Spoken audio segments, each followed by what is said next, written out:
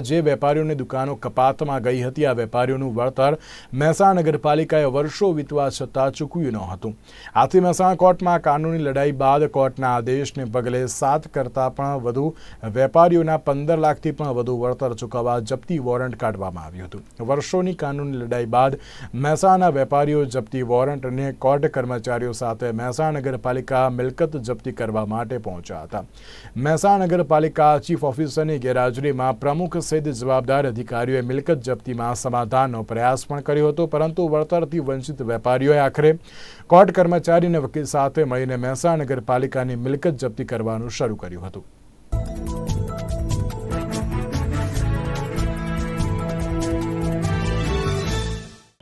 મહેસાણા નગરપાલિકાના ઇતિહાસમાં ભૂતકાળમાં ક્યારેય ન બની હોય તેવી આ ઘટના આજરોજ બનેલ છે કે મહેસાણા નગરપાલિકાએ વળતરની રકમ ન ચૂકવતા મહેસાણા કોર્ટે અહીંયા દરખાસ્તના વોરંટ મોકલેલું।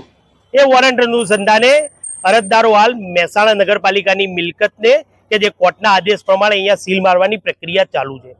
ખરેખર મહેસાણા નગરપાલિકા માટે આ કાળો દિવસ કહેવાય। આ એમના અણધર વહીવટ, અણાવડત વહીવટ એના કારણે આ બન્યું હોય તેવું મારું ચોક્કસ માનવું છે।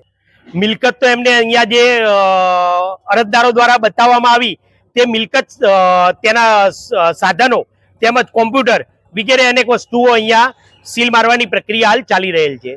હું જ્યારથી સમજુ છું ત્યારથી તેમજ મેં માહિતી લીધી એ પ્રમાણે મહેસાણા નગરપાલિકાના ઇતિહાસમાં આવું પ્રથમવાર બનેલ છે। આ એક કાળી તીલી સમાન છે, આ એક કાળો દિવસ સમાન છે કે એમના પાપે, મહેસાણાના હાલના સત્તાધીશોના પાપે આ મહેસાણાની મિલકત સીલ થઈ રહેલ છે। ગોવિંદ મહાદેવ ટ્રસ્ટના જે ભાડુઆતો અને માલિકો એમને જે તે વખતે જ્યારે એમની કપાતમાં દુકાનો ગયેલી હતી અને એ વખતે એમને જે એવોર્ડ ચૂકવવામાં આવ્યો હતો એ પછી એમને કોર્ટમાં અરજી કરેલી હતી અને અરજીના આધારે આજે ગઈકાલે નગરપાલિકામાં એ લોકોએ જે કોર્ટે હુકમ કર્યો હતો એ પ્રમાણે મહેસાણા નગરપાલિકામાં એ લોકો જપ્તી માટે આવેલા હતા।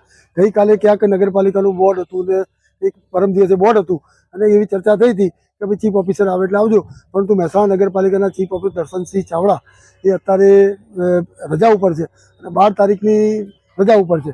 એટલે ઇન્ચાર્જ ચીફ ઓફિસર જે હતા એ એમની નગરપાલિકામાં વ્યસ્ત હોવાના કારણે આજે કોઈ અધિકારી મહેસાણા નગરપાલિકામાં હાજર નથી અને સામેની જે પ્રતિવાદીઓ જે છે એ લોકોએ આજે એમના વકીલ સાથે અને કોર્ટના જે અધિકારીઓ હતા એમની સાથે નગરપાલિકાના જે કોમ્પ્યુટરો છે અને જે સ્ટોર રૂમ ને બધું છે એમાં સીલ મારવા માટે આવ્યા હતા અને આજે એમને સીલ માર્યું છે।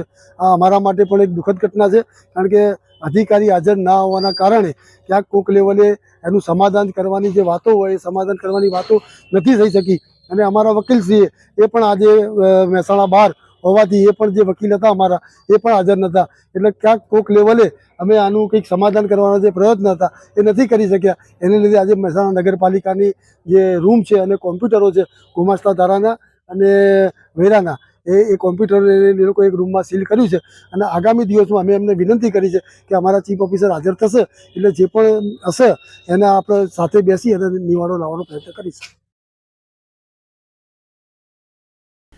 ભુજની ધન્વંતરી સ્કૂલ કે જેણે 2.5 દાયકામાં કચ્છના 2000થી પણ વધારે દિવ્યાંગ બાળકોને આત્મવિશ્વાસથી મજબૂત કરીને સમાજ